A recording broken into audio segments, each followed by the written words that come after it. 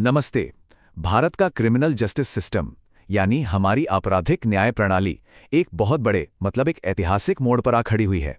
दशकों पुराने कानूनों को हटाकर एक नया दौर शुरू हो रहा है। तो आज हम भारतीय न्याय संहिता 2023 की बिल्कुल बुनियाद को समझने वाले हैं।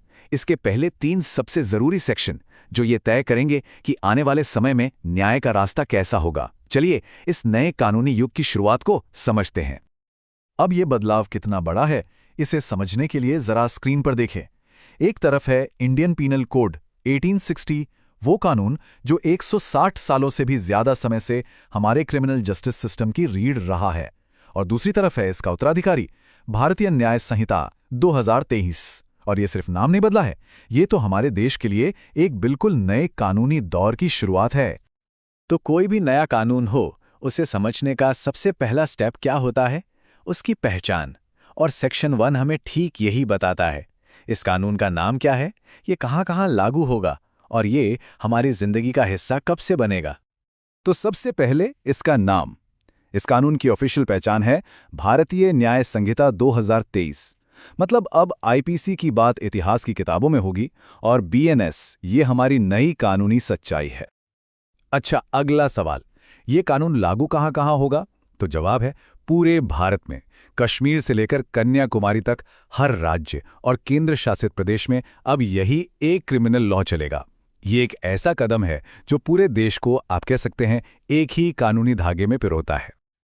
और हां, सबसे जरूरी सवाल कि ये लागू कब से होगा।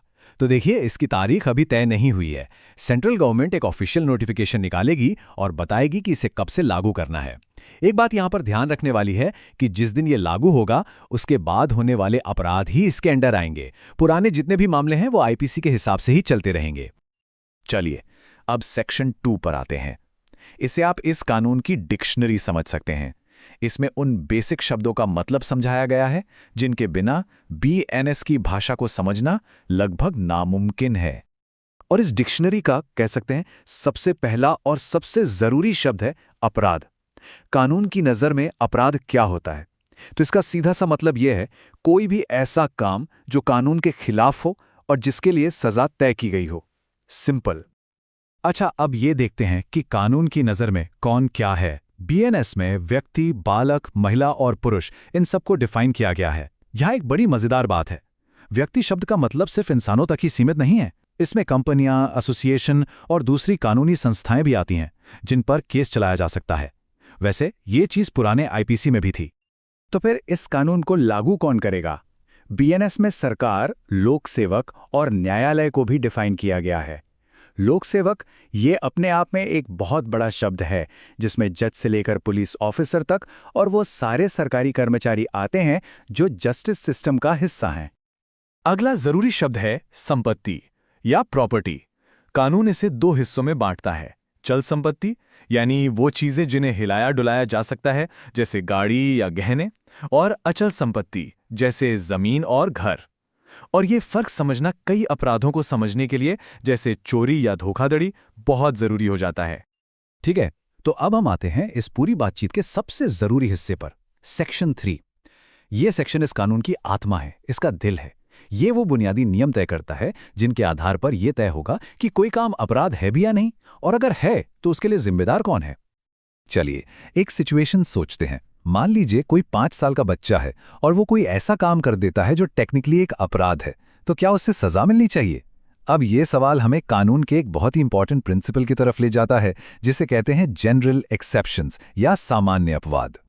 तो देखिए, कानून इसका जवाब बिल्कुल साफ साफ देता है। 7 साल से कम उम्र के बच्चे का किया हुआ कोई भी काम अपराध नहीं माना जाएगा। क्यों? क्योंकि कानून ये मानता है कि इतनी कम उम्र में बच्चे में वो समझ ही नहीं होती कि वो सही और गलत का फैसला कर सके। ये सामान्य अपवाद का एक परफेक्ट उदाहरण है। मतलब ऐसी सिचुएशन जहां कोई काम अपराध होते हुए भी सजा के लायक नहीं होता। चलिए अब कब्जे यानी पोजेशन के एक बड़े ही इंटरेस्टिंग कॉन्सेप्ट को समझते हैं। कानून के हिसाब से अगर आपकी कोई चीज आपकी पत्नी, क्लर्क या नौकर के पास है, तो भी लीगली वो चीज आपके ही कब्जे में मानी जाएगी। मतलब किसी चीज का फिजिकली किसी के पास होना ही कानूनी कब्जा नहीं होता। एक और मजेदार सवाल, क्या कुछ ना करना भी जुर्म हो सकता है? शायद सुनने में अजीब लगे, पर इसका जवाब है हाँ, बिल्कुल हो सकता है। कानून में इसे इल्लीगल ओमिशन या अवैध लोप कहते हैं। इसे एक उदाहरण से समझते हैं तो बात और क्लियर हो जाएगी। सोचिए, एक जेलर है जिसकी कानूनी जिम्मेदारी है कि वो एक कैदी को खाना दे। अब अगर वो जानबूझकर उसे खाना नहीं देता और उस वजह से कैदी की भूख से मौत हो जाती है, तो उस जेलर पर मर्डर का केस चलेगा। यहां जेलर ने कुछ किया नहीं, बल्कि अपनी जिम्मेदारी पूरी नहीं की, और यही उसका जुर्म बन गया। ये दिखाता है कि अपनी कानूनी जिम्मेदारी पूरी ना करना कितना गंभीर अपराध हो सकता है। अब बात करते हैं सबसे जरूरी चीजों में से एक की, मंशा यानी इरादा। क्रिमिनल लॉ में ये बहुत ही क्रिटिकल चीज है। इंग्लिश में इसे मेंस रिया भी कहते हैं। कोई भी काम अपने आप में अपराध नहीं है जब तक उसके पीछे कोई गलत इरादा ना हो। कानून सिर्फ ये नहीं देखता कि क्या हुआ, वो ये भी देखता है कि उसे करने के पीछे इरादा क्या था। और आखिर में एक और सवाल, क्या किसी क्रिमिनल की मदद करना भी क्राइम है? जी हां, बिल्कुल। कानून की नज़र में जो कोई अपराध करने में मदद करता है या किसी को उकसाता है, वो भी उतना ही जिम्मेदार माना जाएगा जितना कि वो इंसान जिसने असल में वो क्राइम किया है। इसे अबेटमेंट या दुष्प्रेरण कहते हैं। तो ये थी भारतीय न्याय संहिता के पहले 3 एकदम फाउंडेशनल सेक्शंस की एक झलक।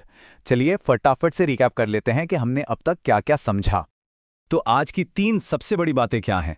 पहली, एक नई पहचान यानी आईपीसी 1860 अब गुजरे जमाने की बात है और भारतीय न्याय संहिता 2023 पूरे भारत का नया क्रिमिनल लॉ है। दूसरी, एक नई शब्दावली, अपराध, व्यक्ति और संपत्ति जैसे शब्दों को साफ साफ डिफाइन किया गया है ताकि कोई कंफ्यूजन की गुंजाइश ही ना रहे। और तीसरी, न्याय का कोर लॉजिक। अब इंसाफ का हर फैसला मंशा, अवैध लोप और सामान्य अपवाद जैसे इन्हीं बुनियादी सिद्धांतों पर टिका होगा।